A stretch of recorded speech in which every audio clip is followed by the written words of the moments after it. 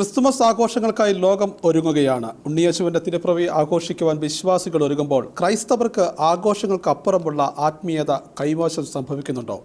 ദേശീയ ഉത്സവങ്ങൾ ആഘോഷിക്കുന്നത് പോലെ ഉണ്ണിയേശുവിന്റെ ജനനത്തിരുനാളും മാറുകയാണോ? ക്രിസ്തുവില്ലാത്ത ക്രിസ്മസ് ആകുകയാണോ നമുക്ക് ഇതൊക്കെ? ഈ ആഘോഷങ്ങളൊക്കെ ഇങ്ങനെ ക്രിസ്മസ് എന്ന് പറയുന്ന ആഘോഷം നമ്മൾ ക്രൈസ്തവന്റെ ജീവിതത്തിലെ ഏറ്റവും വലിയൊരു ആഘോഷമാണ്. തീർച്ചയായിട്ടും ഇത് ആഘോഷങ്ങൾ മാത്രമായി മാറുകയാണോ എന്നുള്ളതാണ് ഇപ്പോൾ മുന്നോട്ട് വരുന്ന ഒരു ചോദ്യം. എന്തായാലും ഇതിനെക്കുറിച്ച് നമ്മളോട് സംസാരിക്കാനായി ഫാദർ സജി വട്ടൂളം ചേരുന്നുണ്ട്. Good evening father. അച്ഛാ, നമ്മുടെ ക്രിസ്മസ് ആഘോഷങ്ങളൊക്കെ മറ്റുള്ളവർക്ക് മാതൃകയാക്കത്ത രീതിയിൽ പല പ്രവർത്തനങ്ങളും നടക്കുന്നുണ്ട്. എങ്കിൽ കൂടിയും നമ്മുടെ പൊതുവെയുള്ള ആഘോഷങ്ങൾ ക്രിസ്തുവിനെ മാറ്റി നിർത്തിക്കൊണ്ടുള്ള ആഘോഷങ്ങളിലേക്ക് ഇപ്പോൾ പോകുന്നുണ്ടോ എന്നൊരു സംശയമുണ്ട്. കാരണം നമ്മൾ കാണുന്ന വീഡിയോസിൽ അല്ലെങ്കിൽ പൊതുപരിപാടികളിലൊക്കെ ഇപ്പോൾ വളരെ തുറന്നു പറഞ്ഞാൽ ഈശോയെ മാറ്റി നിർത്തി പകരം സാന്റാക്ലോസിന് പ്രാധാന്യം കൊടുക്കുന്ന രീതിയിലേക്കൊക്കെ, അത് ഞാൻ വളരെ ഓപ്പണായിട്ട് പറഞ്ഞതാണ്. അപ്പോൾ അങ്ങനെ ഒരു സാഹചര്യത്തിലോട്ടൊക്കെ ഇപ്പോഴത്തെ ആഘോഷങ്ങൾ, ക്രിസ്മസ് ആഘോഷങ്ങൾ മാറുന്നുണ്ടോ?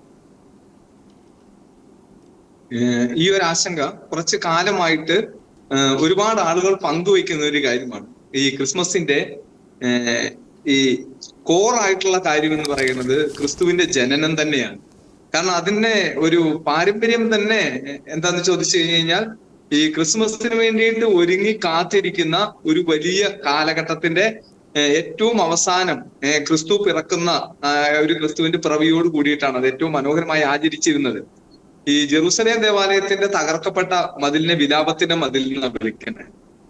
ആ മതിലിനോട് തല ചേർത്ത് വെച്ച് എല്ലാ യഹൂദരും പ്രാർത്ഥിക്കുന്ന ഒരു പ്രാർത്ഥനയുണ്ടായിരുന്നു, മാറാനാത്ത, കർത്താവെ വേഗം വരണമേ എന്ന്. അങ്ങനെ കരഞ്ഞ് പ്രാർത്ഥിച്ച മനുഷ്യരുടെ പ്രതീക്ഷയുടെ ഭൂമികയിലേക്കാണ് ക്രിസ്തു പിറന്നു വീണതെന്നാണ് പറയുക. അപ്പോ ഈ കാലഘട്ടത്തിലും അങ്ങനെ കരഞ്ഞ് പ്രാർത്ഥിക്കുന്ന ഒരുപാട് മനുഷ്യരുണ്ട്. അവരുടെയൊക്കെ ഹൃദയത്തിലേക്കും ജീവിതത്തിലേക്കും ആണ് ക്രിസ്തു പിറന്നു വീഴേണ്ടത്. പക്ഷേ ഈ നേരത്തെ ചോദിച്ച ആശങ്ക വളരെ ജെന്യൂൻ ആയിട്ടുള്ള ഒരു കാര്യമാണ്. അതെന്താന്ന് ചോദിച്ചു കഴിഞ്ഞാൽ, ആഘോഷങ്ങളിൽ കൂടുതലും ഒരു ക്രിസ്തുവിന് പ്രാധാന്യമില്ലാതെ അതിന്റെ പെരിഫറൽ ആയിട്ടുള്ള കാര്യങ്ങൾക്ക് മാത്രം, അതായത് മറ്റ് ദേശീയോത്സവങ്ങൾ പോലെ ഇതിന്റെ പൊതുവായിട്ടുള്ള ആഘോഷങ്ങൾ പോലെ കൊടുക്കുന്ന ഒരു കാര്യം. പക്ഷെ അതിൻ്റെ അകത്ത് പോസിറ്റീവായിട്ട് ചില കാര്യങ്ങൾ കാണാനായിട്ടുണ്ട്. അതായത് ക്രിസ്മസുമായി ബന്ധപ്പെട്ട് പ്രത്യേകിച്ച് ഞങ്ങളൊക്കെ പള്ളികളിലായിരിക്കുമ്പോൾ, ഞങ്ങളെയൊക്കെ പള്ളികളിൽ ഇപ്പൊ ഈ പാലക്കാട് രൂപതയിൽ നിന്നാണ് ഞാൻ സംസാരിക്കുന്നത്. അപ്പൊ പാലക്കാട് രൂപതയിലൊക്കെ ഒരു കാര്യം ചെയ്തിരിക്കുന്നത്, അത് പാലക്കാട് മാത്രമല്ല മറ്റു രൂപതകളിലൊക്കെ വളരെ ആക്റ്റീവായിട്ട് ചെയ്യുന്ന ഒരു കാര്യമാണ്. അതായത് ഈ 25 ദിവസവും വളരെ കൃത്യമായിട്ടുള്ള രീതിയിൽ, പ്രത്യേകിച്ച് കുട്ടികൾക്കും മുതിർന്നവർക്കും യുവജനങ്ങൾക്കും ഒക്കെ ക്രിസ്മസിന് വേണ്ടിയിട്ടുള്ള ഒരു ആത്മീയ ഒരുക്കം നടത്താനായിട്ടുള്ള ഒരു കൃത്യമായിട്ടുള്ള ഒരു പ്ലാൻ തന്നെയുണ്ട്. അപ്പൊ ആ പ്ലാൻ അങ്ങനെ അന്വർത്ഥമാക്കുന്നതിലൂടെ വളരെ മനോഹരമായ രീതിയിൽ ക്രിസ്മസിന്റെ ഒരു ദിവസത്തിലേക്ക് എത്തിച്ചേരാനായിട്ട്, അല്ലാതെ ഒരു ക്രിസ്മസ് ദിവസം ഒരു ഡിസംബർ 24-ാം തീയതി രാത്രിയിൽ മാത്രം സംഭവിക്കുന്ന ഒരു ആഘോഷത്തിനേക്കാൾ അപ്പുറത്ത് 1-ാം തീയതി തന്നെ ആരംഭിക്കുകയാണ്. അപ്പോ ക്രിസ്മസിന്റെ ചില ചൈതന്യങ്ങൾ ചെറിയ രീതിയിലെങ്കിലും കുറയുന്നു എന്ന് കണ്ടുകൊണ്ട് തന്നെ തീർച്ചയായിട്ടും ആ വിചാരത്തെ മനസ്സിൽ വെച്ചുകൊണ്ട് അത്തരത്തിലുള്ള ചില നല്ല നല്ല ഇനീഷ്യേറ്റീവ്സ് ഉണ്ട്. ഉദാഹരണത്തിന് 25 ദിവസവും പള്ളിയിൽ വരുന്ന കുട്ടികൾ, 25 ദിവസവും പള്ളിയിൽ കുട്ടികൾ കൃത്യമായിട്ട് മുടങ്ങാതെ എല്ലാ ദിവസവും രാവിലെ കുറച്ച് മഞ്ഞൊക്കെ ഉള്ള സമയമാണ് എങ്കിലും നമ്മളുടെ ഒക്കെ ദേവാലയങ്ങളിലേക്ക് അങ്ങനെ കുഞ്ഞുങ്ങൾ വരുന്നതാണ്, മുതിർന്നവർ വരുന്നതാണ്, തിരക്കുകളൊക്കെ മാറ്റിവെച്ച ആളുകൾ വരുന്നതാണ്. പള്ളിയുമായി ബന്ധപ്പെട്ട് ക്രിസ്മസിന് വേണ്ടിയിട്ടുള്ള പിറവിയുടെ ധ്യാനങ്ങളും മറ്റു കാര്യങ്ങളും ഒക്കെ നടക്കുന്നതാണ്. അപ്പോ എനിക്ക് തോന്നുന്നു ഒരു ഗ്രാമാന്തരീക്ഷങ്ങൾ പോലെയുള്ള സ്ഥലങ്ങളിലൊക്കെ ക്രിസ്മസ് കുറച്ചും കൂടെ സജീവമായിട്ടുള്ളതാണ്.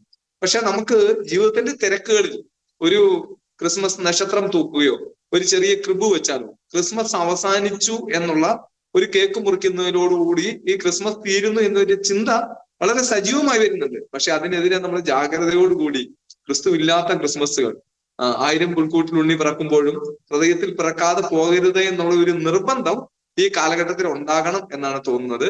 അത് ചുരുക്കി ചില സമയങ്ങളിലൊക്കെ കുറഞ്ഞു പോകുന്നുണ്ട്. പക്ഷെ അത് സജീവമാക്കുക എന്ന് പറയുന്നത് നമ്മുടെ എല്ലാവരുടെയും കൂടെ ഉത്തരവാദിത്വത്തിൽപ്പെട്ടതാണ്. അതുപോലെ തന്നെ പലപ്പോഴും ഈ ക്രിസ്മസ് ആഘോഷങ്ങൾ കാണുമ്പോൾ നേരത്തെ സൂചിപ്പിച്ചതുപോലെ തന്നെ ഉണ്ണിയേശുവിന്റെ ജന്മദിനമല്ല, ഇത് സാന്റയുടെ ജന്മദിനമാണോ എന്ന് തോന്നിപ്പോകുന്ന ഒരു അവസ്ഥയിലേക്കാണ് വരുന്നത്. എന്ത് തോന്നുന്നു? അതിന്റെ ഒരു മാർക്കറ്റിംഗ് ഭാഗമാണ് സത്യമായിട്ട്. കാരണം ഈ ഉണ്ണീശോ എന്ന് പറഞ്ഞ രീതിയിലേക്ക് ക്രിസ്മസിനെ കൊണ്ടുവരുമ്പോൾ അത് ക്രിസ്ത്യാനികളുടെ ഒരു ആഘോഷത്തിലേക്കും ഏറ്റവും ഒരു സന്തോഷത്തിലേക്കും ഒക്കെ മാറി നിൽക്കുമോ എന്ന് വിചാരിക്കുന്ന വിപണിയുടെ ഒരു തന്ത്രമാണ്. അതായത് സാന്താക്ലോസോ ട്രീയോ സ്റ്റാറോ ഒക്കെ പോലെയുള്ള. അപ്പോ അത് ഒരു ഏത് മതത്തിൽപ്പെട്ട ആളുകൾക്കും ഉപയോഗിക്കാമെന്നുള്ള ഒരു രീതിയിൽ അതുപോലെ ഒരുപാട് സാന്താക്ലോസ്മാരെ അണിനിരത്തിക്കൊണ്ടുള്ള വലിയ പ്രൊസഷനും കാര്യങ്ങളും ഒക്കെ വരുമ്പോ അവിടെ ക്രിസ്തു ഇല്ലാതെ ആകുന്നുണ്ടെങ്കിൽ അത് ക്രിസ്മസിന്റെ ചൈതന്യം ഇല്ലാതാകുന്നു എന്നുള്ളത് സത്യമാണ്. അപ്പൊ അതുകൊണ്ട് സഭയുടെ ഭാഗത്തു നിന്നാണേലും ക്രിസ്ത്യൻസിന്റെ, കത്തോലിക്കരുടെ, എല്ലാവരുടെയും ഭാഗത്തു നിന്ന് വിവിധ സഭകൾ വളരെ മനോഹരമായ രീതിയിൽ എല്ലാ കാര്യങ്ങളും ക്രമീകരിക്കുന്നതാണ്.